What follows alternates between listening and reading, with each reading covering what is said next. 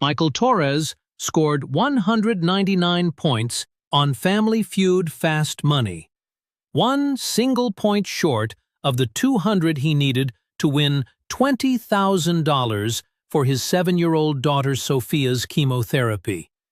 When Steve Harvey read the final number off the board, Michael's legs buckled and he dropped to his knees on the stage. Not from disappointment, from exhaustion. He had been awake for 41 straight hours. He'd driven through the night from El Paso, Texas to Atlanta, Georgia, because he couldn't afford a plane ticket. He had $11 in his checking account. His daughter was in a hospital bed 1,600 miles away, hooked to an IV drip, watching the taping on a nurse's phone. And now he was 1 point short. Steve walked over to Michael, looked at the man kneeling on his stage floor, and said something that would shatter 300 million hearts across the world. "Stand up, brother. We're not done yet." March 22nd, 2019, a Friday morning in Atlanta. The Torres family was supposed to be a team of 5. Michael, his brother Luis, his cousin Angela, his co-worker Ray, and his mother Dolores.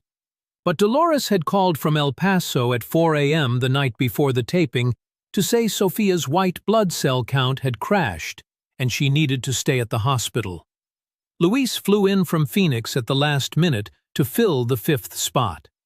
The competing family, the Parkers from Tallahassee, Florida, arrived in matching green jerseys, 7 members deep, laughing and high-fiving during warm-ups. Michael was quiet. He shook Steve's hand during introductions and managed a smile. But the circles under his eyes were so dark they looked like bruises. A makeup artist backstage had tried to cover them. She couldn't. And that wasn't even the part that made Steve cry. Sophia Torres was diagnosed with acute lymphoblastic leukemia on September 3, 2017. She was 5 years old. Michael had taken her to the pediatrician because she kept getting fevers and bruising from things that shouldn't leave bruises. A seatbelt, a backpack strap, her own fingertips pressing against her arm. The pediatrician ran blood work at 10 a.m. on a Tuesday. By 2:15 p.m., the phone rang. Michael was at a construction site in North El Paso, 40 feet up on scaffolding, when his cell buzzed. The doctor didn't say, "Come in for a follow-up." The doctor said, "Come now." Michael drove to Providence Children's Hospital in 12 minutes. A pediatric oncologist named Dr. Reyes sat him down in a room with no windows and told him his daughter had cancer. Stage 3. Aggressive. Treatment needed to begin within 2 weeks. Estimated cost of the full protocol, $280,000. Michael had health insurance through his employer, a mid-size commercial construction company. But it was a high-deductible plan with a $12,000 annual out-of-pocket maximum. He made $47,000 a year. He was a single father. Sophia's mother had left when Sophia was 14 months old and hadn't been heard from since. There was no second income. There was no safety net. The first round of chemotherapy was partially covered. Michael paid $3,400 out of pocket for the portions his insurance classified as ancillary services, anti-nausea medication, specialized blood work, certain IV solutions. He put it on a credit card with 24.9% interest. The second round required a specific targeted therapy drug that Sophia's oncologist said was critical for her particular cancer subtype. His insurance denied it. The denial letter, dated January 14, 2018, stated the drug was deemed experimental and not consistent with standard treatment protocols for pediatric ALL in patients under age 6. Dr. Reyes wrote a letter of medical necessity. The insurance company rejected it. Dr. Reyes appealed with 14 pages of clinical trial data. rejected again. The form letter said the case had been reviewed by an independent medical board, and the decision was final. Michael later learned that the independent medical board was a single reviewer in an office in Nebraska who had never treated a pediatric cancer patient. Michael started working double shifts. He took his regular construction job from 6 a.m. to 2:30 p.m., then drove across town to a warehouse where he loaded trucks from 4 p.m. to midnight. He slept from 1 a.m. to 5 a.m. 4 hours a night, 5 days a week. On weekends he did side jobs, laying tile, painting houses, fixing fences, for cash. Dolores, his mother, moved into his 2-bedroom apartment to take care of Sophia full-time. She cooked, she cleaned, she drove Sophia to every appointment. She held Sophia's hair back when the chemo made her vomit at 3 a.m. She was 64 years old, with arthritis in both knees, and she never once complained. Michael told Sophia the medicine was working, and that everything was going to be fine. That was partly true and partly a lie. The standard chemo was slowing the cancer, but Dr. Reyes was clear. Without the targeted drug, the survival odds dropped from 85% to under 50%. 50-50. A coin flip for his daughter's life. Michael applied for every financial assistance program he could find. He called the pharmaceutical company's patient assistance line and was put on a wait list of 1,400 people. He called non-profit foundations. 3 of them told him his income was $6,000 above their eligibility threshold. $6,000. He made too much money to get help and too little money to pay for treatment. He was trapped in the exact middle of a system designed to help people on either side of him. The audience thought that was the peak. They were wrong. One night in June 2018, Michael came home from his second shift at 12:30 a.m. Sophia was supposed to be asleep. Instead, she was sitting on the couch in the dark, wrapped in a blanket, her bald head catching the light from the hallway. Michael sat down next to her. He asked why she was up. She looked at him. 7 years old, 42 pounds, an IV port visible under her collarbone, and said, "I just want him to stay." She wasn't talking about anyone else. She was talking about Michael. She was talking about her father who left the apartment before she woke up and came home after she fell asleep. She saw him for 20 minutes a day, in the gap between his first shower and his second job. She had cancer, and the thing that scared her most wasn't the needles or the nausea or losing her hair. It was losing her father to the work that was supposed to save her. Michael's hands started shaking. He pulled her into his lap and held her so tight that the IV port pressed against his chest, and she winced, and he loosened his grip immediately and whispered, "I'm sorry, I'm sorry, I'm sorry," into the top of her head over and over until she fell asleep.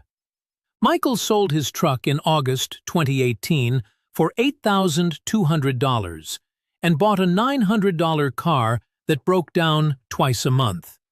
He cashed out his 401k, $11,400 after the early withdrawal penalty and taxes. He borrowed $5,000 from Luis and $3,000 from Angela. He started a GoFundMe that raised $2,700 from strangers and $400 from co-workers. Altogether, after 9 months of double shifts and selling everything he owned, he had scraped together $31,000. The targeted drug cost $14,500 per cycle. Sophia needed 4 cycles, total $58,000. He was $27,000 short. The Family Feud audition was a prayer disguised as a game show application. Steve would later call what happened next the most important moment of his career. Michael stepped up to the fast money podium alone. The lights were blinding. His hands were still shaking. They'd been shaking since June. He answered 5 questions in 20 seconds. His answers were sharp, fast, precise. He scored 147 points in the first round, the highest individual score of the entire season. Luis went second and added 52, bringing the total to 199. The board needed one more point, one answer that was one spot higher. One person in that survey who agreed. The red X flashed. The buzzers screamed. And Michael Torres, who had slept 16 hours total in the last 4 days, who had driven 1,600 miles without stopping, who had $11 in his bank account, and a daughter with cancer watching on a nurse's phone, fell to his knees. The studio fell completely silent. Steve walked to the podium. He didn't look at the producers. He didn't look at the cameras. He looked at Michael. "Why are you here?" Steve asked quietly. Not for the show, not for the audience, for himself. Michael couldn't speak at first, and it came out in broken pieces. The cancer, the denials, the double shifts, the 41 hours without sleep, the $27,000 he still needed. Sophia watching from her hospital bed right now. Steve's face changed. Not dramatically. It wasn't performance. His eyes just got wet, and his mouth pressed into a line, and his chest expanded with a breath that he held for a long time before letting it go. "Stop the tape," Steve said. A producer's voice came through his earpiece. "Steve, we can't. We're on schedule." Steve pulled the earpiece out. He set it on the podium. The second time in his career he had done that. "I said stop the tape." Every camera in the studio locked on Steve Harvey's face. He turned to Michael, still on his knees, and knelt down beside him. "Let me tell you something," Steve said. "I know what it's like to carry something so heavy you can't stand up anymore. I made God a promise a long time ago. I said, if you get me out of this car—" I was living in a 1976 Ford Tempo, brother, 3 years, showering at gas stations. "If you get me out of this car, I will spend the rest of my life helping people who can't help themselves." I made that promise, and I meant it. Steve's voice dropped. Nobody helped me at my lowest. Nobody. And I swore that if I ever had anything, I would never let another person kneel on a floor the way I knelt on the floor of that car. He put both hands on Michael's shoulders.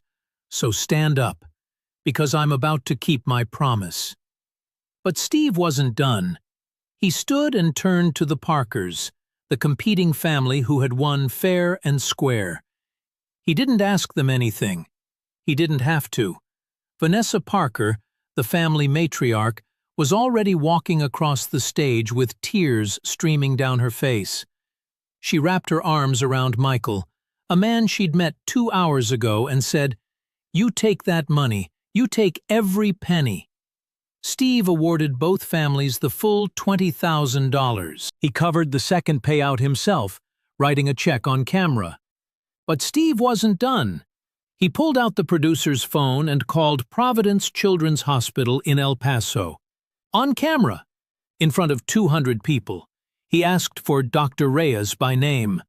When the doctor picked up, Steve said, "Doctor, my name is Steve Harvey. I'm standing next to Michael Torres. His daughter Sophia is your patient. Case number whatever it needs to be.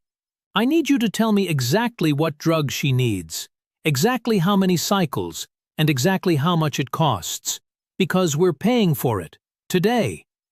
The studio fell completely silent. Dr. Reyes, audibly shaken, gave the details. 4 cycles of the targeted therapy at $14,500 each, plus supplemental medications totaling roughly $62,000. Steve didn't hesitate. "Done! Send the bill to the Steve Harvey Foundation." Then he said, "And doctor, put Sophia on the phone." A nurse held the phone to Sophia's ear. 200 people in that studio, and 300 million people who would eventually watch the clip heard a 7-year-old girl say, "Hi, Mr. Steve." Her voice was small and scratchy from the medication. Steve said, "Sophia, your daddy's coming home, and he's bringing you something." Sophia said, "What?"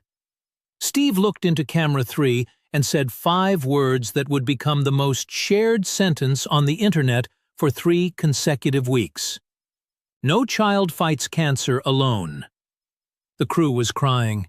Every single person behind every camera, every monitor, every light rig in that studio.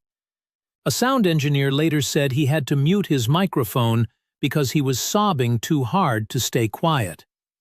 Steve turned to the audience and said, "Everyone watching at home right now, this man worked 2 jobs, sold his truck, cashed out his retirement, and drove 1,600 miles without sleeping because the system told him his daughter's life wasn't worth the paperwork. If that doesn't make you angry, I don't know what will. And if that doesn't make you want to do something, I don't know what will." He announced the creation of the Sophia Torres Foundation, seeded with $250,000 from the Steve Harvey Foundation, dedicated to covering the gap between what insurance approves and what children with cancer actually need. The clip was uploaded to YouTube at 9 p.m. that Friday. By Saturday morning, it had 40 million views. By the following Friday, 189 million. By the end of the month, 347 million views across all platforms. The hashtag #OnePointShort trended in 52 countries. The Sophia Torres Foundation received $22.3 million in donations in its first 14 months, and funded treatment for 1,847 children whose insurance had denied coverage for medications their doctors said were necessary. Sophia completed all 4 cycles of the targeted therapy. By November 2019, Dr. Reyes declared her in full remission. Her white blood cell counts stabilized. Her hair grew back, dark and curly, just like her father's. She gained weight. She started 2nd grade 5 months late, but finished the year with straight A's. Michael quit his 2nd job. He went back to 1 shift, came home at 3 p.m., and was there when Sophia got off the school bus every single day. He paid back Luis. He paid back Angela. He bought a used truck, not as nice as the one he'd sold, but it ran. In a 2021 interview with People magazine, Steve was asked about the 199-point moment. He sat quietly for several seconds before answering. "That board said 199, Steve said, "but God said 200. The point he was missing wasn't on that board. It was me. I was the missing point." When the interviewer asked if he'd ever had a moment like that before on the show, Steve shook his head. "I've had sad moments. I've had emotional moments. But I've never had a moment where I understood exactly why I was put on this earth." That was the moment. In February 2023, Michael Torres stood at a lectern at the American Cancer Society's annual fundraiser in Houston and introduced Steve Harvey for a Lifetime Achievement Award. Michael wore a suit for the first time in his life. His hands were steady. Sophia sat in the front row between Dolores and Luis, wearing a yellow dress she'd picked out herself. Michael said, "4 years ago, I knelt on a stage because I was 1 point short of saving my daughter's life. Steve Harvey knelt down next to me and became the point I was missing. I don't have enough years left in my life to repay what that man did. But I have enough years to make sure no other father kneels alone." The ovation lasted 3.5 minutes. Sophia stood on her chair so she could see her father over the crowd. Today, the Sophia Torres Foundation operates in 31 states. Michael runs the Texas office. He personally reviews every denied insurance claim that comes across his desk, and he keeps a folder on his computer labeled 199. Inside it are 1,847 case files, one for every child the foundation has helped. Sophia is 11 years old. She is cancer-free. She plays soccer on a recreational league in El Paso, and she is, according to her coach, the fastest kid on the team. When her teacher asked her what she wants to be when she grows up, she said, "A doctor, so I can be the one who says yes." A man knelt on a stage because a board said 199. Another man knelt beside him and became the point that was missing. Sometimes the answer isn't on the board. Sometimes the answer is the person standing next to you who refuses to let you fall. That is not a game show moment. That is the reason some people are placed exactly where they are, exactly when they need to be there. If this story reminded you that nobody should have to fight alone, subscribe to this channel right now and turn on that notification bell. Every week we bring you stories about real people, real pain, and the real moments that prove humanity still has a heartbeat. Subscribe now, because the next story we tell might be the one you needed to hear today.